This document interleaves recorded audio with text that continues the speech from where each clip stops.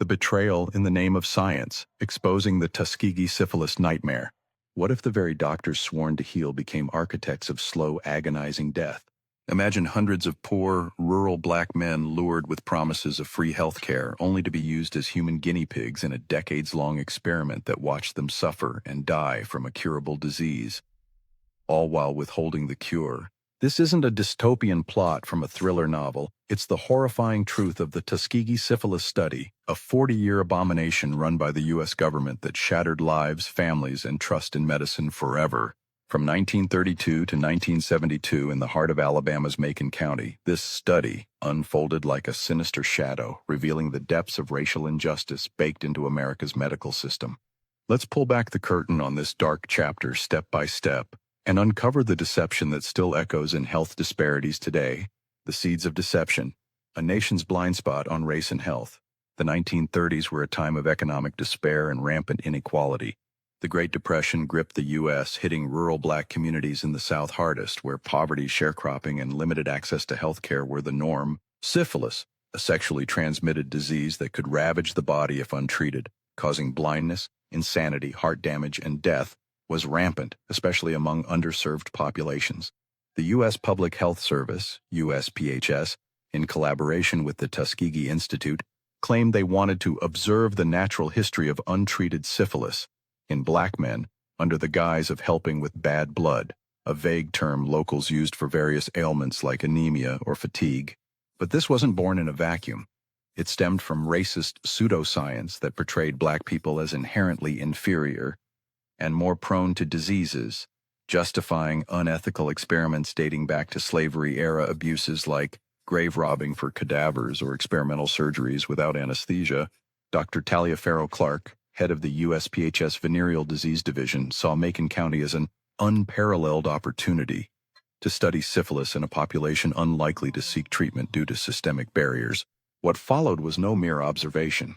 It was a calculated betrayal. The trap is set, recruiting the unwitting victims.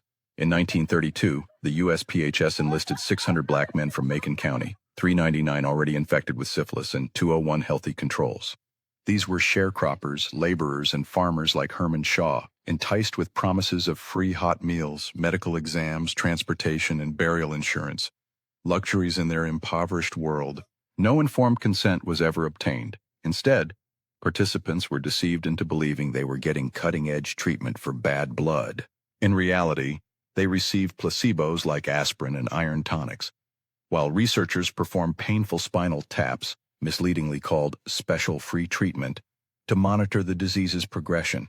The study published its first data in 1934 and a major report in 1936, framing it as a study in nature rather than an experiment. But the real horror escalated in 1947 when penicillin became the standard cure for syphilis. Yet the men were deliberately denied it, even as researchers blocked them from other treatments. This wasn't oversight, it was intentional, as memos later revealed.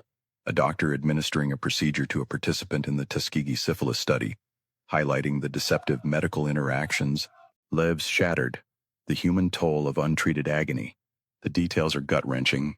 Men like Albert Jolkis's father endured blindness, skin lesions, neurological damage, and cardiovascular collapse as syphilis ravaged their bodies unchecked.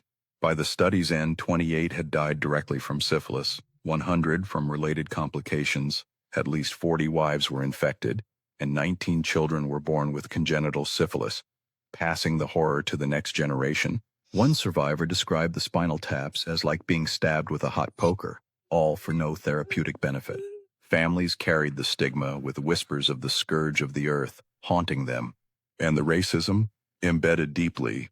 Researchers believed black men wouldn't seek treatment anyway, ignoring how poverty and discrimination created that reality. This wasn't just medical malpractice, it was a eugenics-fueled assault on dignity. Participants of the Tuskegee study whose lives were forever altered by the experiment. If exposés like this, unearthing the raw intersections of race, power, and ethics, ignite your curiosity about history's hidden injustices, subscribe to my YouTube channel Behind the Veil Truths for more in-depth investigations that pull no punches. The web of complicity, who knew and when. The operation involved key figures like Dr. John Cutler, who later ran similar unethical studies in Guatemala. and was overseen by USPHS officials who published findings in medical journals without a single ethical objection. Even as WWII raged and penicillin saved soldiers, the Tuskegee men were excluded from draft-related treatments to preserve the study. Internal debates arose, but the program churned on, with reports calling it the longest non-therapeutic experiment on human beings in medical history. Complicity extended to local doctors, the Tuskegee Institute, and even the CDC after it took over in the 1950s. The end came in 1972 when whistleblower Peter Buxton leaked documents to Associated Press reporter Gene Heller, whose front-page story sparked national outrage. Senate hearings followed in 1973, leading to the study's shutdown. Attorney Fred Gray sued on behalf of survivors, securing a $10 million settlement in 1974, which funded medical care but couldn't erase the trauma. President Bill Clinton issued a formal apology in 1997, but the damage was done. A reflection on the generational impact, showing the human faces behind the statistics. The Tuskegee study didn't just kill, it eroded faith in healthcare, correlating with a 14-year drop in Black men's life expectancy post-exposure and ongoing vaccine hesitancy, as seen in COVID-19 responses. It inspired reforms like the National Research Act of 1974, mandating informed consent and ethical review boards, yet echoes persist in modern disparities. Why do Black communities still face higher mistrust and worse outcomes?